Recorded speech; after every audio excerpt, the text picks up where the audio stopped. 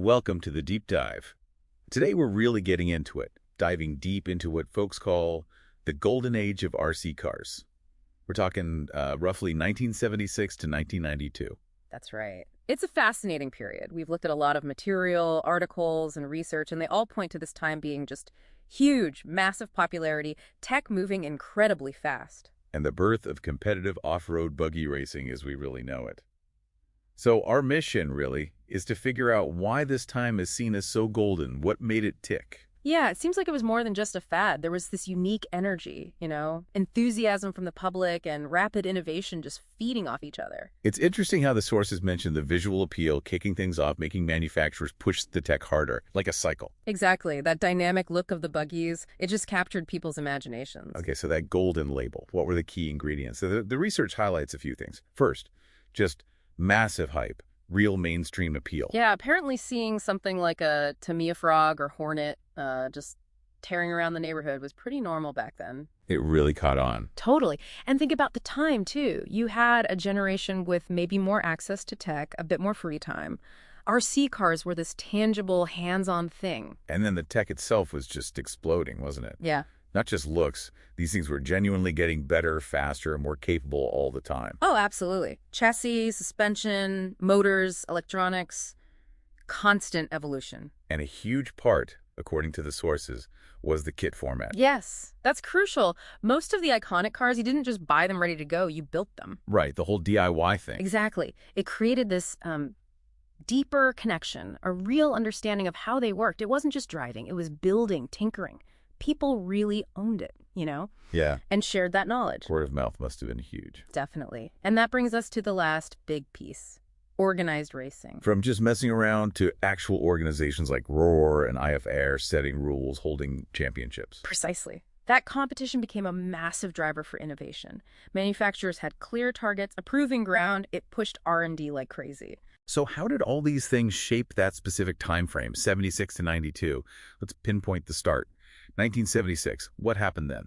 76 is key. Tamiya enters the scene with their first RC car, the 1.12 Porsche 934 RSR. That's often seen as the real spark, got people excited. Okay.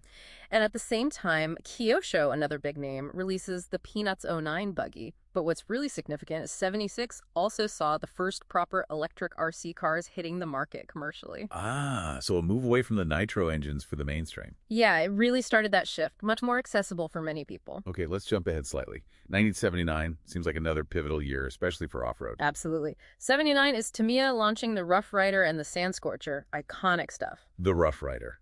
That's often called the first true off-roader. That's the one. Because it had a proper gearbox, realistic design, and critically pin-dependent suspension, each wheel could move on its own. Game changer for rough terrain. Totally. Those two models really kicked off the whole off-road buggy craze that defined so much of this era. You can just imagine the buzz seeing those things handle dirt for the first time. And then the 80s. The sources call this the absolute peak for 1.10 electric off-road. That's right. The decade of the Frog, the Hornet, that intense competition between Tamiya, Kyosho, Associated, Schumacher, it just pushed everything forward incredibly fast. So why does the timeline end around 92? What caused the golden shine to, maybe shift focus a bit? It seems the main thing was the rise of 1.10 electric touring cars. On-road stuff. Exactly. Tamiya's TA-01 chassis launched in 91 with that Toyota Celica GT4 body. That was a huge catalyst. Okay. It was versatile, took realistic sedan bodies, and it just sparked this massive new wave of interest in on-road racing. Off-road didn't vanish, but attention definitely started shifting. Right, a transition. So for everyone listening, this deep dive is about unpacking that really exciting period, hitting the highlights, the tech breakthroughs, the legacy, without getting totally bogged down in the weeds. Yeah, trying to capture the essence of it. So what were those defining characteristics again? What made a golden age RC car stand out? Well, like we said, the dominance of 1.10 electric off-road buggies, that's number one. They could go almost anywhere, which was a huge draw. And the kits, the DIY culture. Definitely. People were really invested in building and understanding them. Plus that competitive racing scene pushing innovation. Roar, IFMOR. Exactly. And just the sheer pace of tech advancement. Chassis, suspension, motors, batteries, electronics. It was non-stop improvement. And affordability too, right? Models like the Grasshopper and Hornet opened it up to more people. For sure, it wasn't just high-end racing. Okay, let's talk about the drivers behind this, the companies.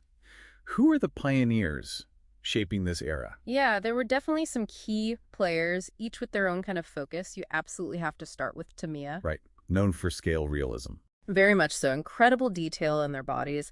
And the kits themselves were just enjoyable to build. They looked amazing. Think Porsche 934, Rough Rider, Sand Scorcher, then the Frog, Grasshopper, Hornet. So many iconic models that just brought tons of people into the hobby. Building a Tamiya kit is almost a rite of passage for some. So then Kyosho, what was their angle? Kyosho was really focused on race performance almost from the get-go. They actually got into RC a bit before Tamiya, and some credit them with basically creating the 1.10 off-road class. Oh, interesting. Yeah.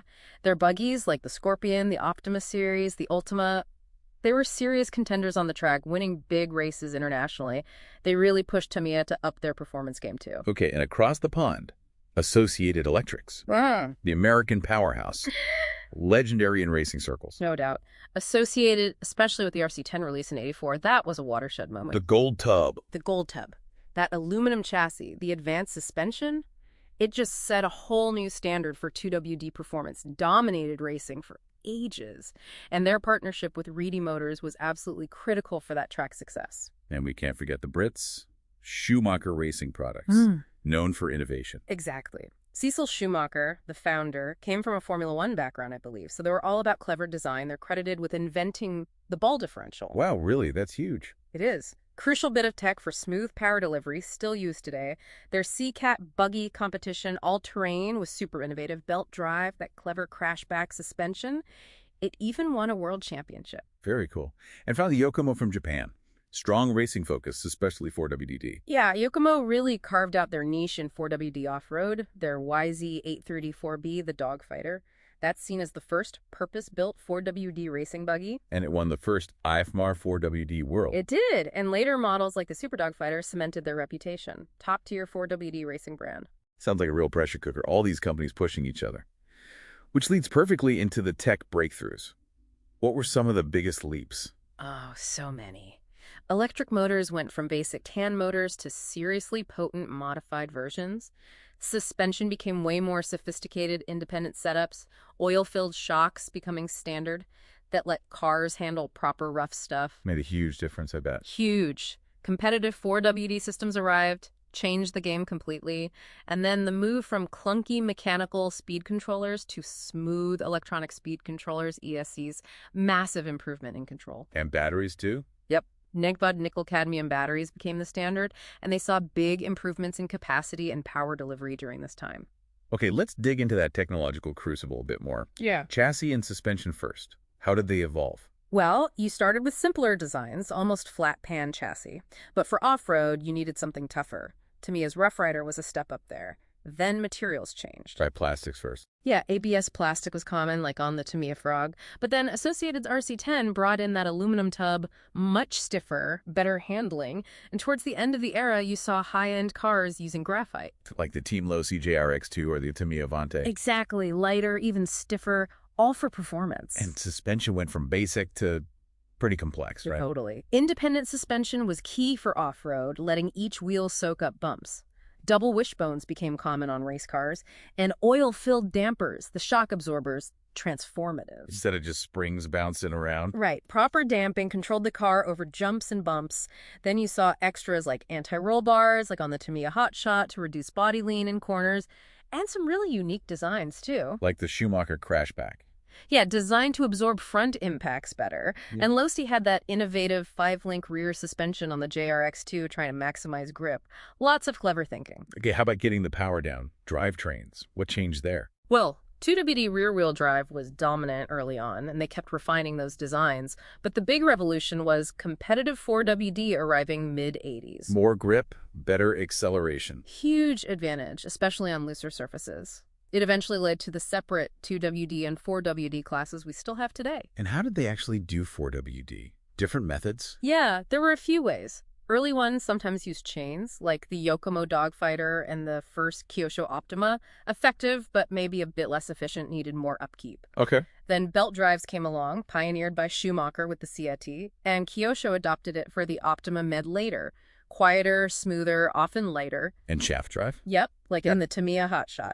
Robust, direct power transfer. And we absolutely have to mention the ball differential again. Invented by Schumacher. Right. So much smoother and more tunable than the old gear diffs. Big improvement for cornering, pretty much standard on race cars after that. Okay, the electric cart then. Yeah. Motors, ESCs, batteries. This is where things got serious, right? Oh yeah. Motors started basic, standard can motors, like the Mabuchi 380 and the Grasshopper, or the 540 and the Frog.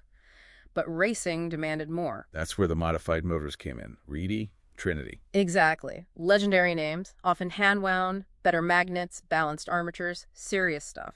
Racers obsessed over the wins, like a 16-turn triple or a 14-turn double. Different wins for different track conditions. Torque versus RPM. Precisely. It was a real art. Then came the leap from mechanical speed controls. The ones with the wiper arm and resistors. Yeah. Clunky, inefficient, stepped throttle control, terrible brakes, ESCs changed everything. Using MOSFETs. Right. Smooth, proportional throttle, proper dynamic braking, sometimes even reverse. Much more efficient, too, so longer run times.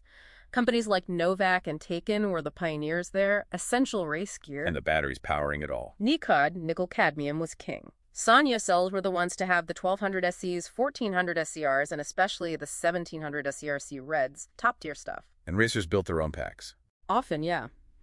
Matching individual cells for voltage and capacity was crucial for peak performance. And you had to deal with the memory effect needed, proper charging and discharging cycles, conditioning to keep them performing well. Wow. Quite involved. Seems like more than just playing with toy cars.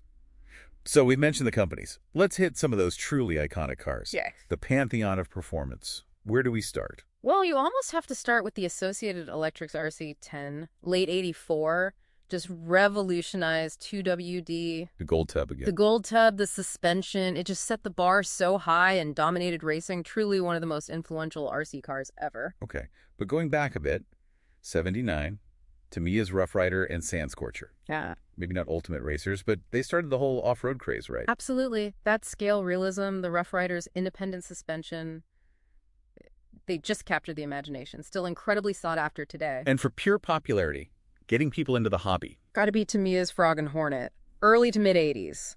Plus the Grasshopper. Affordable, fun to build, great to drive. They were just everywhere. You couldn't not see them. What about the Ford WD icons? Kyosho's Optima series from 85 onwards, hugely influential, very competitive. Chain drive first, then belt drive versions, won a lot of races. Okay. Then Schumacher Seat, especially the XLS version, groundbreaking belt drive, won a world championship, showed what innovative design could do. And Yokomo. The Dogfighter line, Yeah. the YZ834B and Super Dogfighter, the first purpose-built 4WD racers, really dominated early on. Tamiya had the Hotshot too, right? 85, their first big 4WD effort. Yep. Shaft drive, aggressive looks, super popular, a really important car for them in 4WD. And back in 2WD, Kyosho had the Ultima later on. Yeah, late 80s, very successful platform, even won a 2WD Worlds title, showed Kyosho could beat the RC10. And Team Losi arrived with the JRX2. 88, shook things up again. That 5-link rear suspension graphite chassis really pushed 2WD performance forward. Okay, one more. Monster trucks. Ah, yes. Tamiya's Clodbuster, 1987, dual motors, 4WD, four-wheel steering. Just pure, awesome fun to find a whole new category. Absolutely iconic. So those 10 really capture the spirit, innovation, popularity, race success many still love today. And many re-released, which we should talk about. Definitely. But first, the shift. Why did 1.10 off-road buggy dominance start to fade in the early 90s? Biggest factor, the rise of 1.10 electric touring cars. Realistic sedan bodies just had a different appeal. And Tamiya's TA01 chassis was key. Massively key. 91, affordable, versatile 4WD platform, lots of cool bodies. It just exploded. Plus, touring car racing was maybe more accessible. Easier to find places to run, parking lots, indoor tracks. Exactly. Compared to needing a dedicated, maintained off-road track, and some felt off-road was getting maybe a bit too complex, too expensive with all the hop-ups and tire choices. Manufacturers started putting more resources into touring cars, too. So the golden age of off-road sort of led into maybe a silver age. Is that a recognized term? Not really formally like golden ages, but yeah, the 90s and early 2000s were definitely a different phase. Touring cars ruled the racing scene. And tech continued evolving. For sure. We saw the beginnings of brushless motors, LiPo batteries, 2.4 gigahertz radios starting to appear, though they took a bit longer to become mainstream. Ready-to-run models, RTRs, also became way more common. Making it easier to start, Maybe less focus on building for some? Kind of shifted the balance a bit, and you saw more niches appearing, rock crawlers, short course trucks later on. So maybe Silver Age means refinement, diversification, and the start of the next wave of core tech. IFRO even held its first touring car worlds in '98. Won by Alosi, right? Street weapon. That's the one, shows where the focus was shifting. Fascinating evolution. Okay, bringing it back. Those re-releases. So many Golden Age icons are available again. Why the enduring appeal? Well, nostalgia is huge, obviously. People wanting to relive their youth, maybe finally get the car they dreamed of back then. Makes sense. But it's also about appreciating the classic designs, the engineering. The re-releases often look very original, maybe with minor updates for modern electronics, lets new people experience these legendary machines. And honestly, a lot of them are just timelessly cool designs. Yeah, it's great seeing Tamiya, Kyosho's legendary series, Associated's classic, Schumacher, Yokomo, all bringing back these hits. Speaks volumes about their impact. It really does. Though, interestingly, the sources note fewer major re-releases from Marui, who were pretty big back then, too. Huh. Wonder why that is. Could be anything. Tooling costs, company focus now, who knows? Just shows not everyone from that era has been brought back in the same way. Well, wrapping up this deep dive, it's crystal clear. The Golden Age was absolutely transformative for RC. That mix of innovation, competition, pure passion, especially for off-road buggies. Absolutely. Those pioneering companies, the tech breakthroughs, they created cars that are still legendary. And even though things shifted towards touring cars and new tech came along, that Golden Age foundation is still so important, and it lives on in those re-releases. The spirit of it, the core innovations, they definitely echo through the hobby today. So here's a final thought for you listening. Given how fast things moved back then and how RC tech keeps evolving, what could be the next big thing? Could we see another Golden Age spurred by something totally new, like maybe advanced AI control or different power sources? What might revolutionize RC next? Interesting question. Definitely something to ponder. Absolutely. Well, if this dive got you interested, definitely check out some of those re-releases or look up the old race reports and videos. There's a ton out there and a great community still celebrating these classics. Thanks for joining us on the Deep Dive.